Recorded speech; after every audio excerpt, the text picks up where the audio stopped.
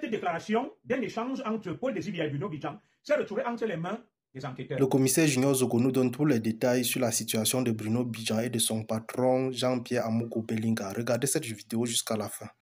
Les recherches de l'entreprise ont aussi permis d'établir que, écoutez très bien, quelque temps avant l'enlèvement, Bidjan Oba Bikoro, Bruno François, dans une conversation avec Paul Désibia, dans une conversation Bruno Bidjan, dans une conversation avec Paul Désibia, avait promis des représailles à Martinez Zogo en déclarant le moment venu, ils seront sans pitié pour ce dernier. Donc, voilà ce qui coince Bruno Bidjan. Un échange avec le journaliste Paul Désibia où il déclare que le moment venu, ils seront sans pitié pour Martinez Zogo. Nous évoluons. Celui qui disait donc, oui, parle-nous aussi de ton ami Amogo Belinga. Nous parlons donc de son audition. Très bien.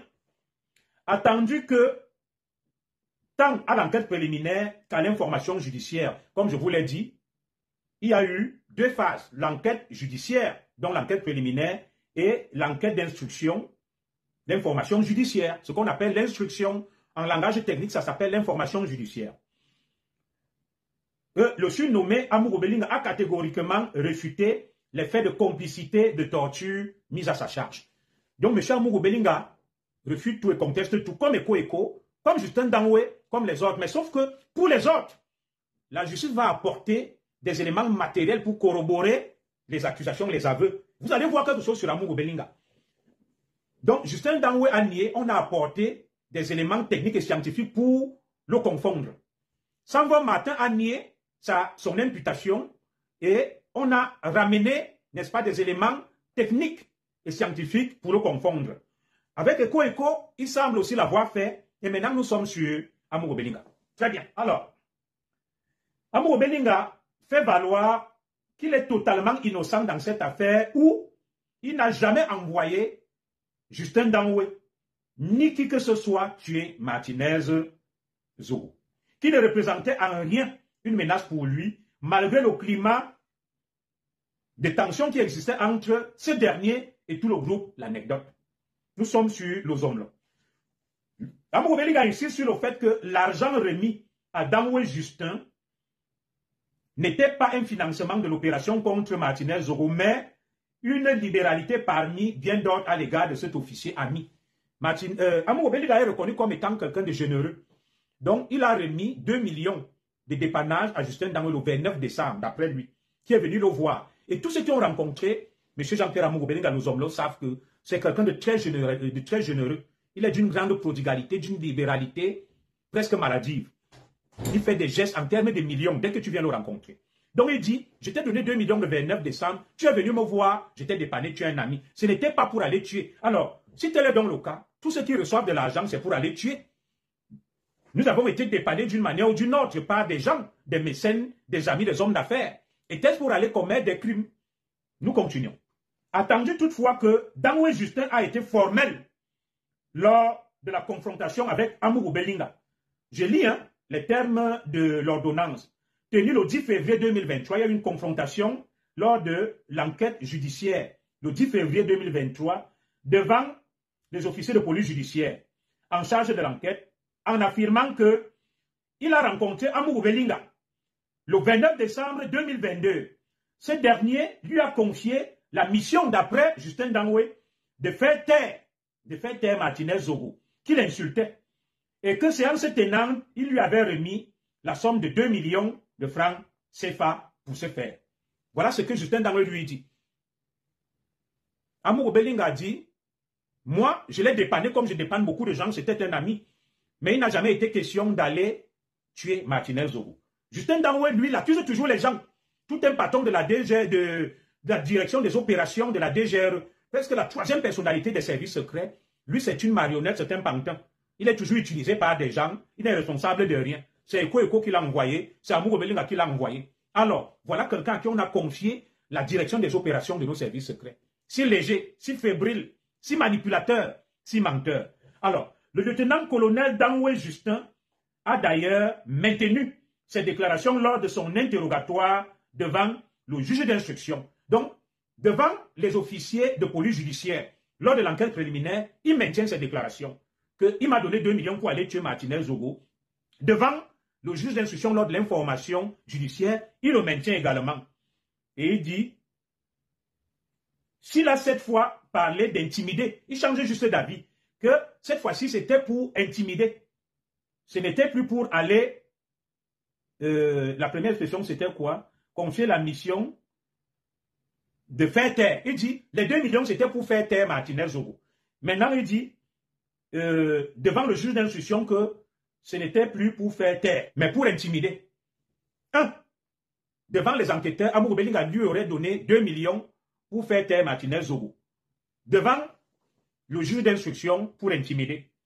1 million de versions et non plus de faire taire. L'idée était donc restée celle d'une action de force contre Martinez Zogo, d'après Justin Dangoye. Que réagissant donc à cette commande sui generis, ça sont des termes juridiques, le lieutenant-colonel Dangoye Justin a effectivement déployé des hommes sur le terrain avec du matériel approprié qui ont infligé un traitement mortel à la cible Martinez Zogo. Que l'examen des images des vidéosurveillance au bureau de l'opérateur économique Jean-Pierre Amourou Belinga permettent de voir que Justin Dangoye était passé le voir le 16 janvier 2023 pour en faire le compte rendu, aussi que l'a déclaré cet officier de gendarmerie. Et donc il dit, j'ai vu Amourou Belinga. Le 29 décembre, il m'a donné 2 millions pour faire taire Martinez Zogo devant des officiers de police judiciaire lors de l'enquête préliminaire.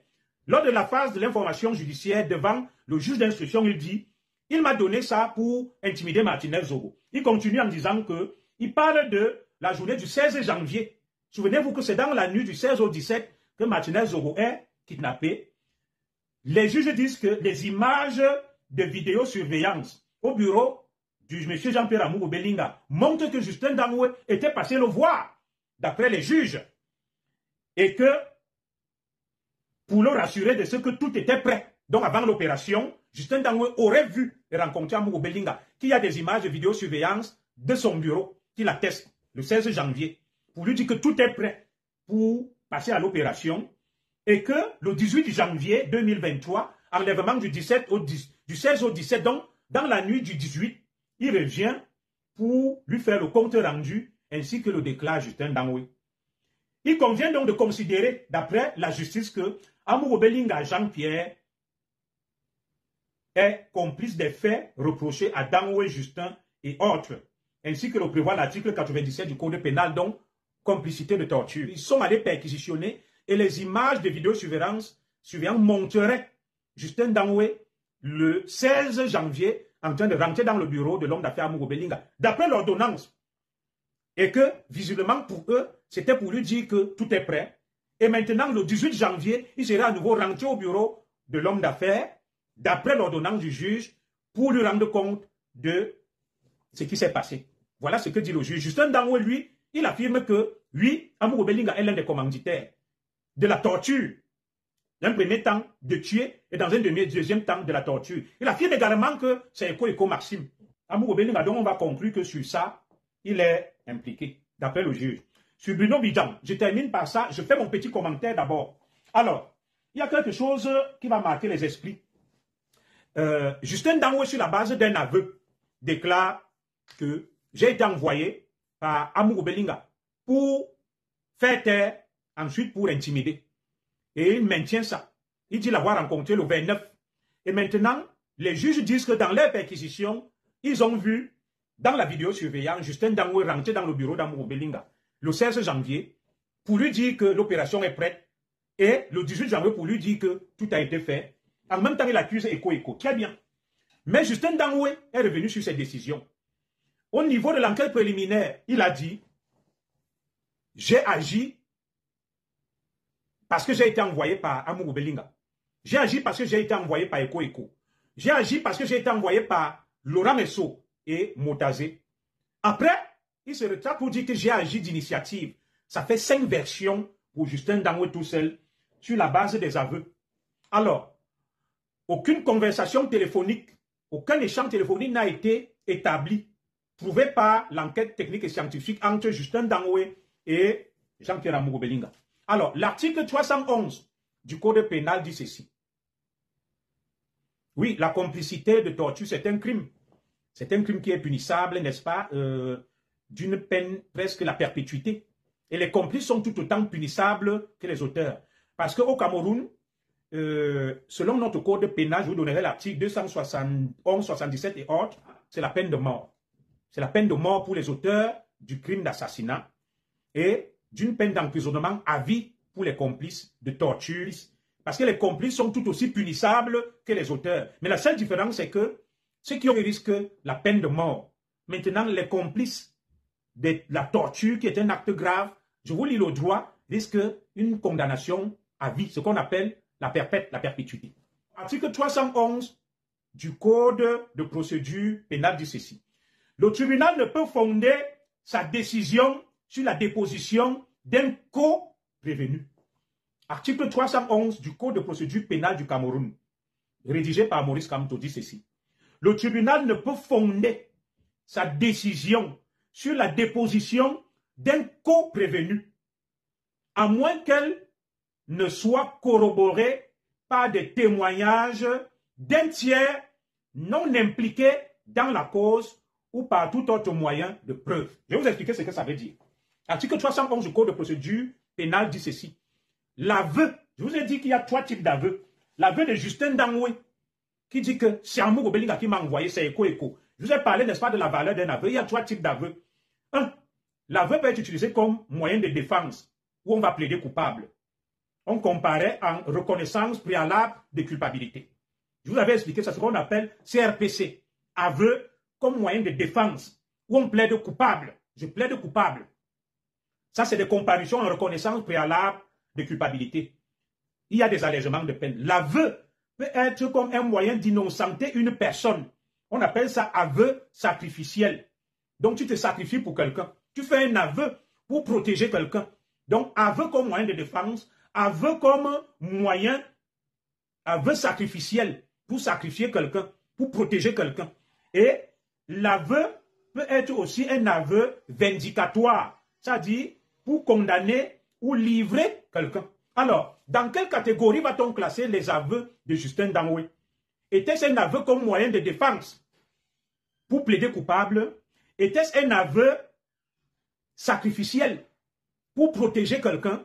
Était-ce un aveu, n'est-ce pas, vindicatoire pour livrer quelqu'un? Sachant que, en doctrine du droit, l'aveu, comme le dit l'article 311, ça devient très technique du Code de procédure pénale, fait par un co-prévenu, ça veut dire Justin Dangoué, contre Amour Obelinga, qui est lui aussi prévenu, ne peut avoir une force probante, une valeur juridique, ne peut être considéré comme une présomption de preuve irréfragable que si cet aveu est accompagné d'un témoignage d'un tiers ou d'autres moyens de preuve. Est-ce que vous comprenez ça? Ça veut dire que l'aveu n'est pas une preuve irréfutable et indiscutable. Ça dépend de l'intime conviction du juge. Ce n'est pas un mot de preuve indiscutable. C'est un mot de preuve discutable qui peut être balayé par le juge metteur des cœurs. Et tout dépend de l'intime conviction du juge. Alors, dans quelle catégorie, donc, nous, les experts, nous rangeons l'aveu de M. Justin Dangoué? Est-ce un aveu comme moyen de défense pour plaider coupable et bénéficier, n'est-ce pas, d'un allègement de sa peine? La comparution en reconnaissance préalable de culpabilité, CRPC, pour qu'il bénéficie d'un allègement de peine et il plaide coupable. Est-ce un aveu sacrificiel qui se sacrifie pour protéger quelqu'un dans la doctrine du droit?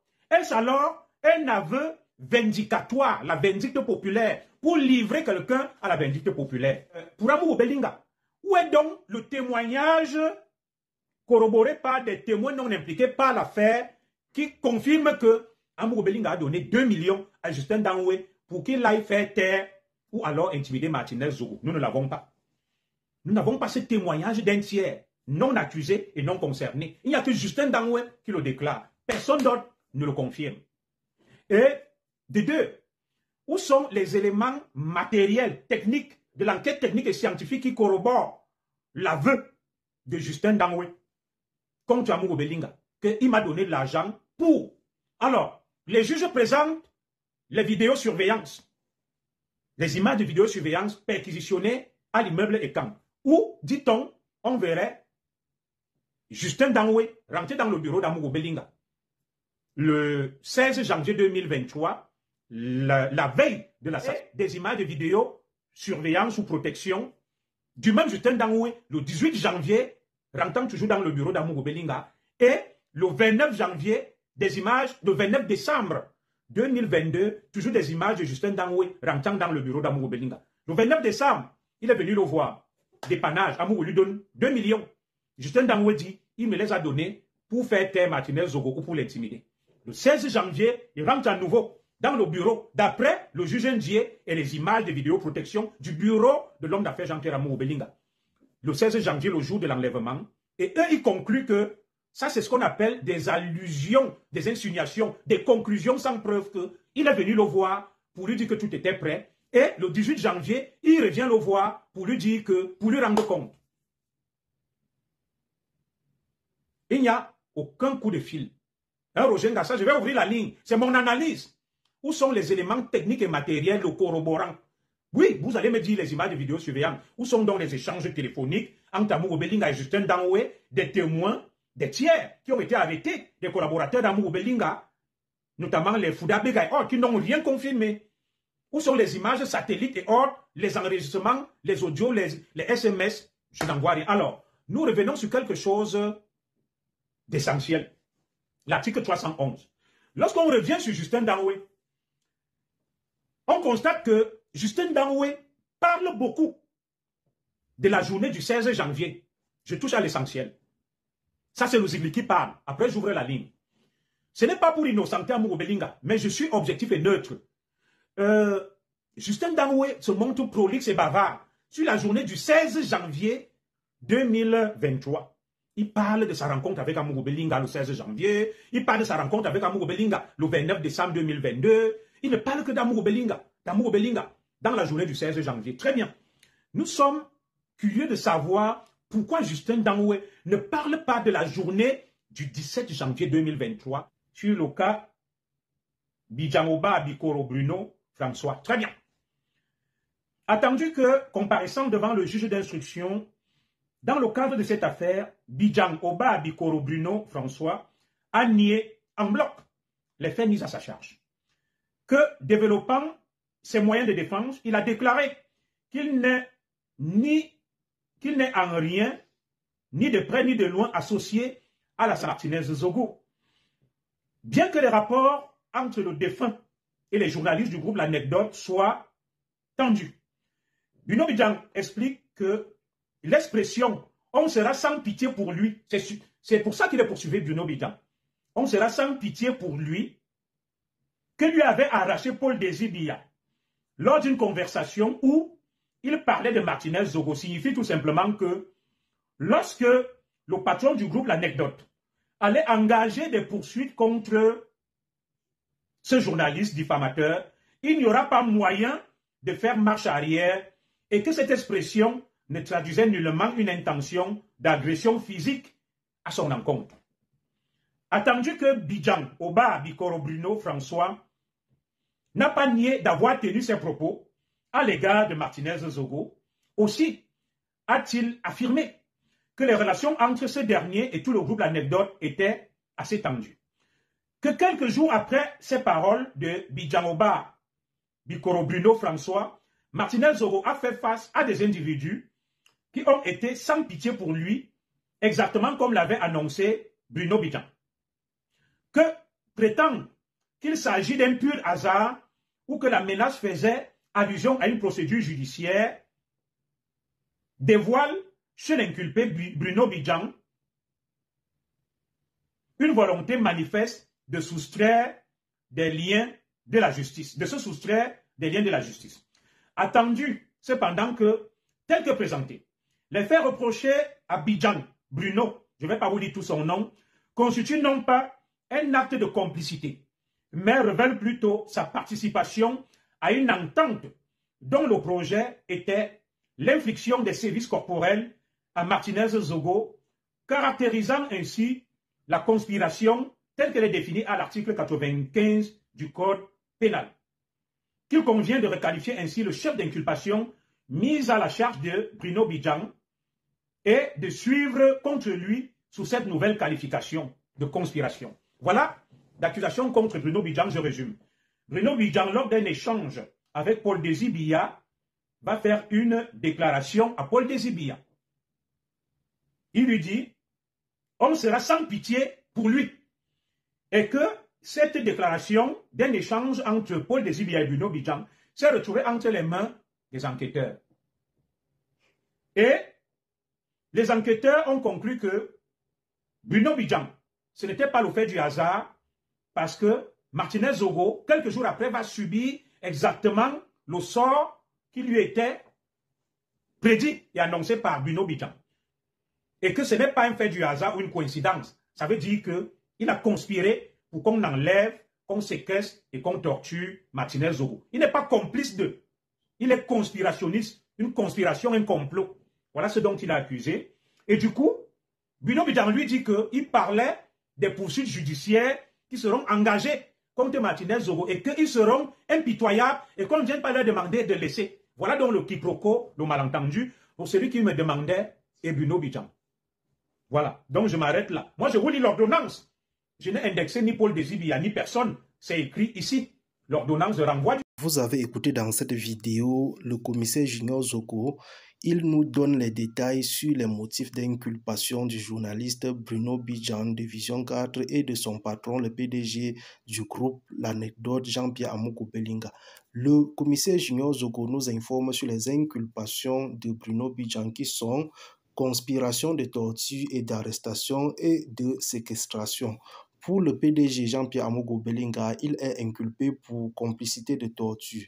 Tous les deux risquent une peine à vie pour Bruno Bidjan et la peine de mort pour le homme Jean-Pierre Amougou Belinga au cas où ces inculpations sont confirmées et validées par les juges du tribunal militaire après le procès qui débutera le 24 mars. Le commissaire Junior Zogo défend ses amis Amougou Belinga et Bruno Bidjan et clame leur innocence tout en ayant foi qu'ils seront libérés d'un moment à l'autre. C'était tout pour cette vidéo. N'oubliez pas de vous abonner à la chaîne et de cliquer sur la cloche de notification pour ne plus manquer nos prochaines vidéos. À la prochaine.